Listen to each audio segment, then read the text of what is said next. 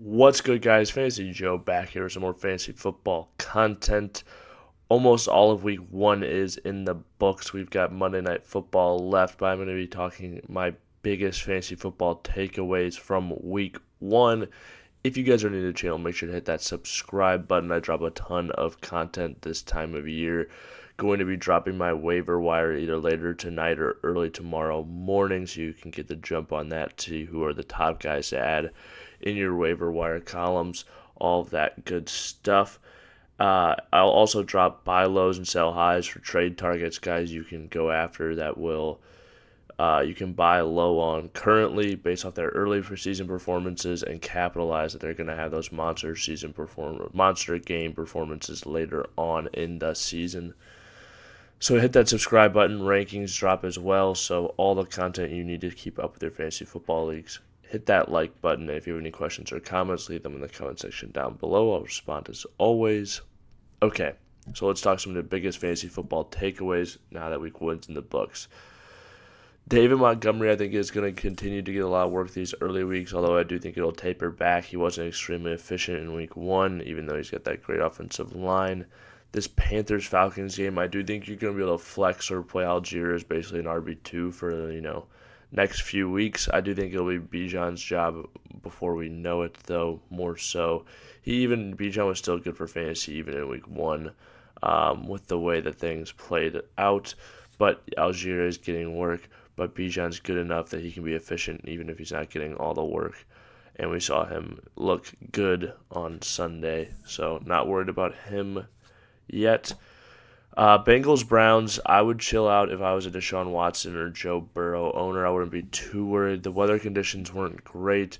I think it was a little bit more than that. I think they were both a little rusty too, but I expect better performances for both of them moving forward.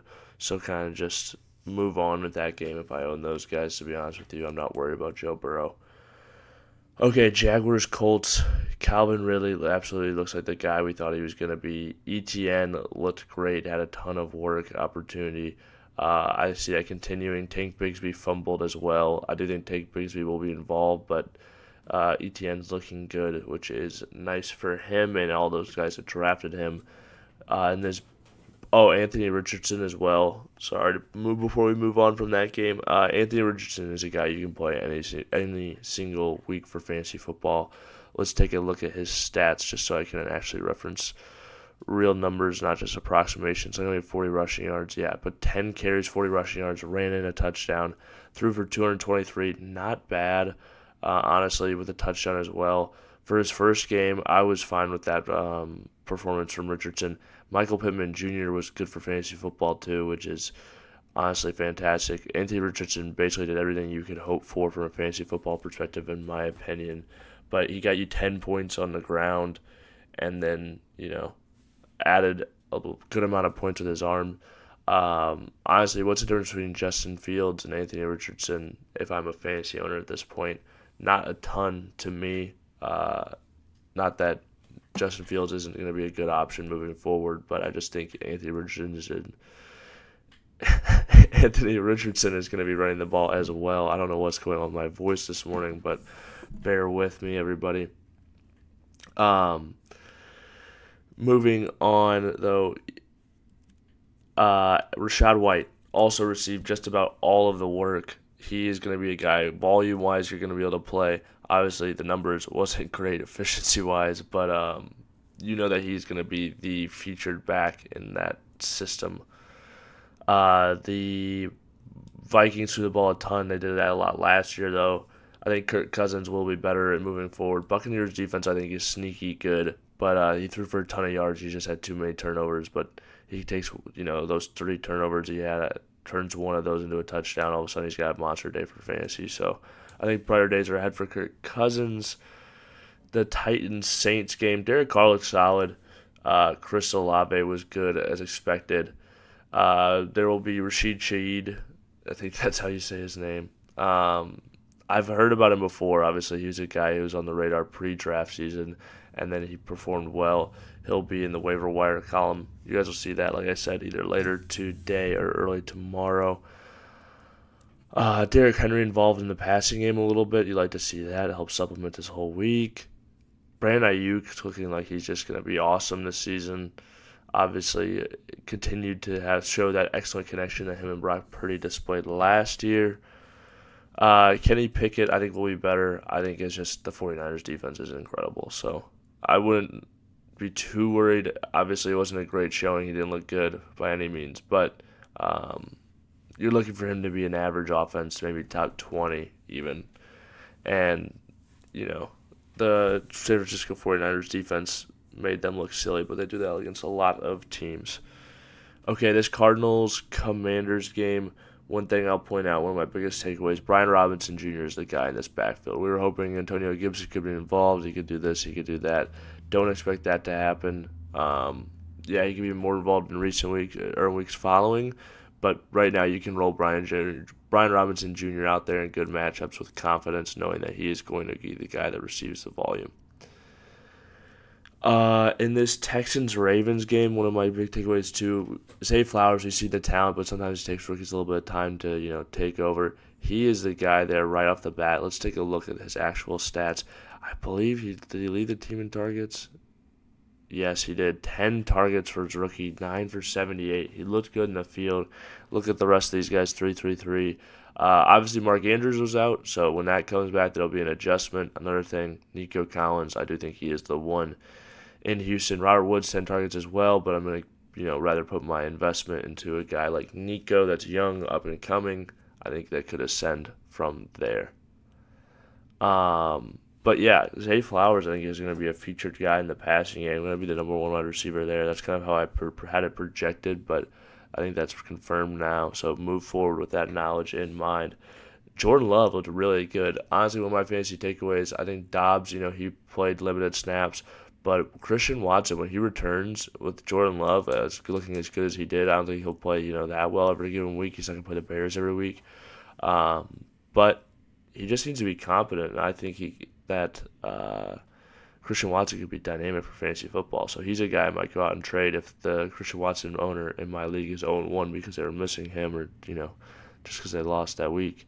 Go offer a trade for him. Just scrolling up, seeing if I missed a game. But we are still on pace here. But yeah, another takeaway from this, the backfield in Chicago, pretty ambiguous. I was hoping it would be Khalil Herbert's job. They were involving just about everybody, so that's troublesome moving forward. Jacoby Myers very involved in this Raiders-Broncos game. He got knocked out in the game, so I don't know if he's going to be playing next week, but I still think he's worthy of an addition. Probably not out there on waivers, but if I have him, I'm hanging on to him. He looked awesome in week 1 in a tough matchup against Denver as well. Looking like a great compliment to Davante Adams in that offense. Javonte Williams was involved too. Not super efficient, but 13 for 52 is not bad by any means. But like I said, just nothing exceptional. This Eagles-Patriots game, though, big takeaway for me, Kenneth Gainwell is the guy in Philly.